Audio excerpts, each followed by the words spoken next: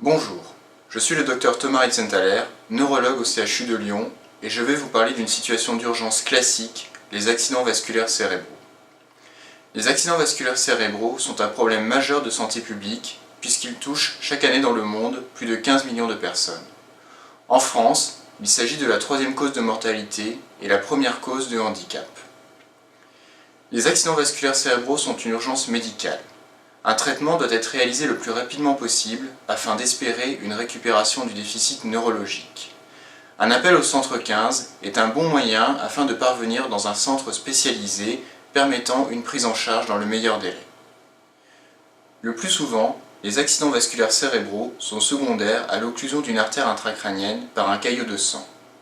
Si la personne atteinte parvient suffisamment tôt à l'hôpital, elle peut bénéficier d'un traitement appelé thrombolyse visant à reperméabiliser l'artère et augmenter les chances de récupération du déficit.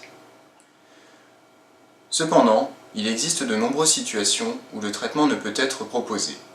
Un traitement débuté trop tardivement peut s'avérer inefficace, voire dangereuse.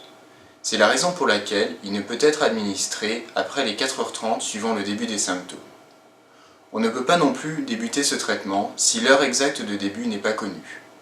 Il s'agit d'une situation fréquente si les symptômes sont constatés au réveil ou si la personne était seule lors du début du déficit et n'est plus en mesure de parler lors de la prise en charge.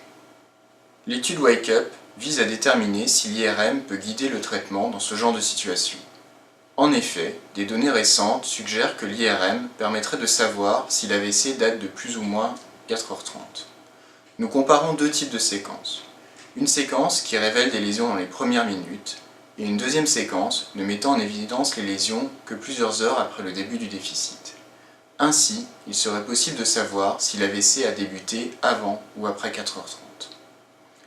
Cette approche prometteuse n'a pour l'instant jamais été évaluée. Il est donc nécessaire de réaliser une étude rigoureuse afin de déterminer si cette approche est sûre et efficace. Cette étude concerne les personnes victimes d'un AVC dont l'horaire est inconnu et pour lesquelles une IRM suggère un début des symptômes inférieur à 4h30.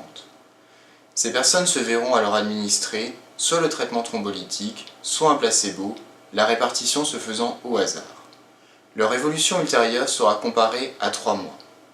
Il est prévu qu'environ 800 personnes participent à cette étude. De nombreux centres hospitaliers dans de nombreux pays européens participent actuellement à l'étude Wake Up financée par l'Union européenne. Le CHU de Lyon coordonne cette étude en France.